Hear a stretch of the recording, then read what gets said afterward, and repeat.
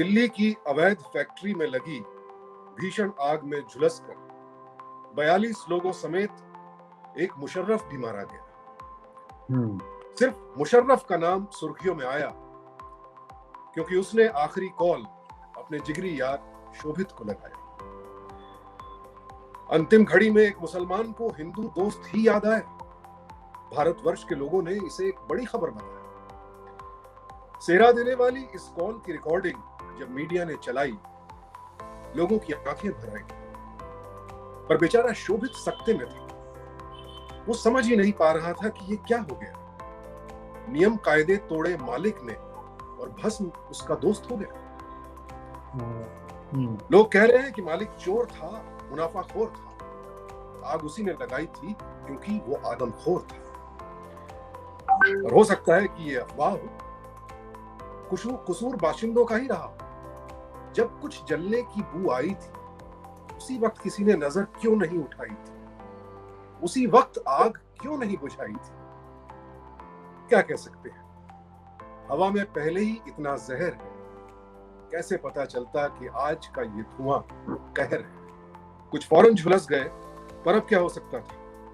एक ही तो रास्ता था बचने का, और वो बंद हो चुका था। कुछ फौरन झुलस गए, कुछ लड़ रहे थे, पर मुशर्रफ को एहसास हो गया था कि अब सब मर रहे थे। हवा स्याह हो चुकी थी, उसका दम घुट रहा था। शोभित की जिंदगी की सबसे भयावह कॉल थी। सांसें उखड़ रही थी मुशर्रफ की, पर दोस्त की आखिरी सांस तक आस थी उसे। वो हिम्मत देता रहा, कुछ ना कुछ हो जाएगा, तू आवाज दे, तुझे बचाने कोई तो आएगा। पर कैसे पहुंचता कोई? बहुत देर हो चुकी थी।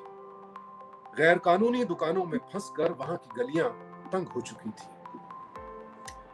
अब सिर्फ सुस्त पड़ती सांसें सुनाई दे रही थी। मुशर्रफ बोल नहीं पा रहा था। शोभित का दिल बैठा जा रहा था। उसका रोम रोम चिल्ला रहा था, हे राम, मैं क्या करूं, कहां जाऊं? इतना फासला है, कैसे अपने दोस्त को बचाऊं? यह गैर कानूनी फैक्ट्री वहां खड़ी कैसे हो गई? तमाम महकमों से चूक कैसे हो गई?